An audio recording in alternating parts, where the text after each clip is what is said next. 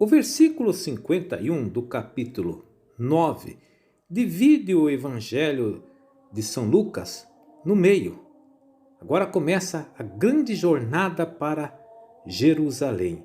Embora Lucas saiba que Jesus fez diversas viagens para Jerusalém, ele prioriza uma grande viagem, essa viagem derradeira de Jesus a Jerusalém. Inclusive aqui ele usa esse verbo que foi traduzido como, em algumas bíblias, como a minha, sabia que tinha se cumprido o tempo para que o levassem, que no grego vai estar associado com o arrebatamento de Elias. Claro que ele está fazendo um paralelo entre Elias. Elias foi arrebatado num carro de fogo, num turbilhão. Jesus vai ser arrebatado e glorificado na cruz. Ao invés de jogar seu manto para Eliseu, Jesus vai nos dar o dom do Espírito Santo. E então Jesus tomou a decisão firme de ir para Jerusalém. No original diz assim: endureceu a face. Expressão ambígua, tanto denota o direcionamento geográfico para Jerusalém, como a sua atitude de ir lá para contestar, para denunciar e se opor àquela religião corrupta que existia em Jerusalém na época. Mas para chegar em Jerusalém, ele deve passar pela Samaria.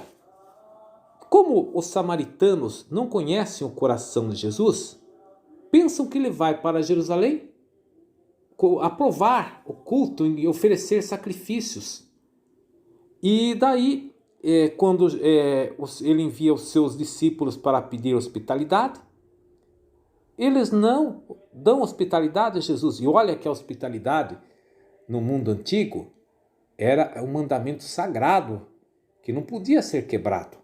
Inclusive, se você reparar com muita atenção a passagem de Sodoma e Gomorra, a causa da condenação de Sodoma e Gomorra não é tão somente o pecado do homossexualismo, mas é porque eles fizeram esta afronta com o hóspede. Gozado que nós temos uma ideia tanto adocicada e terna, especialmente de João. Mas a dupla João e Tiago vão querer vingança e pedem para que Jesus invoque fogo do céu e destrua os seus inimigos. O texto usa novamente a expressão os repreendeu severamente, que é uma expressão, como já vimos, usada em episódios ligados a exorcismo, porque Jesus aqui deve exorcizar a ideia diabólica que eles têm no coração de querer a morte do pecador. Jesus Cristo vai esclarecer para ele que ele odeia o pecado e ele quer que o pecador se converta e viva. E inclusive o apelido que Jesus dá à dupla é de Boanerges, filho do trovão, quer dizer, trocando em miúdos, fanáticos.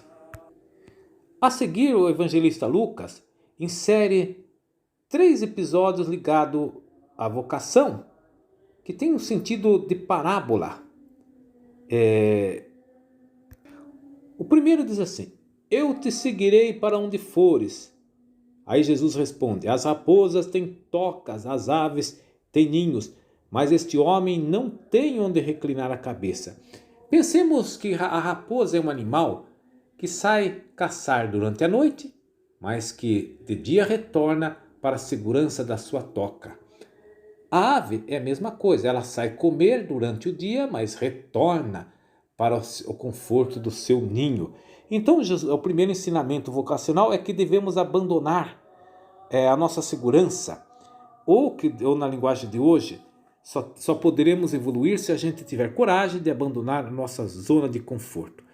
O segundo episódio vocacional é que Jesus que diz para um indivíduo: segue-me, e ele responde: deixa-me ir primeiro enterrar o meu pai.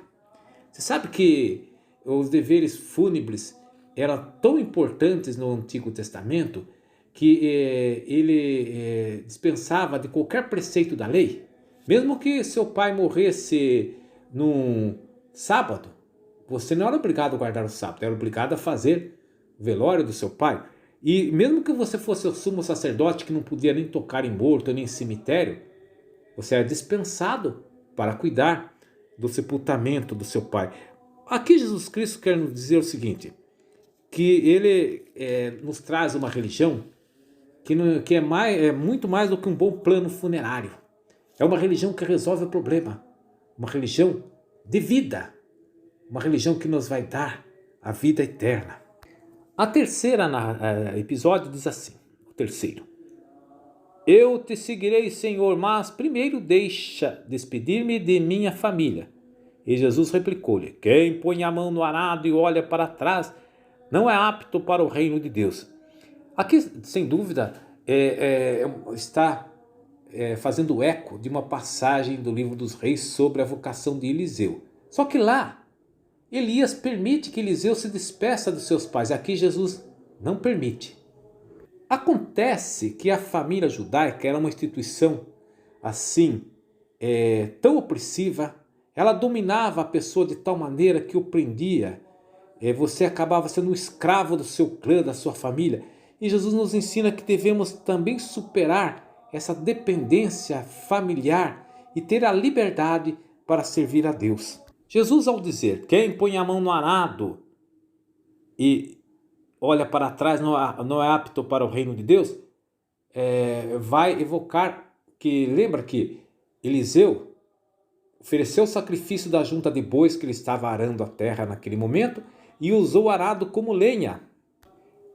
Mas também evoca a passagem do Gênesis, onde a mulher de Ló, ela quebrou a recomendação dos anjos para que não olhasse para trás, e ela, fazendo, virou uma estátua de sal.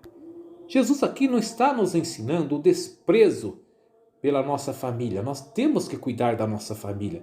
O que ele está nos ensinando é olhar com a nossa família para frente e não ficar apegado em tradições familiares que não servem para a vida, não servem para o serviço de Deus.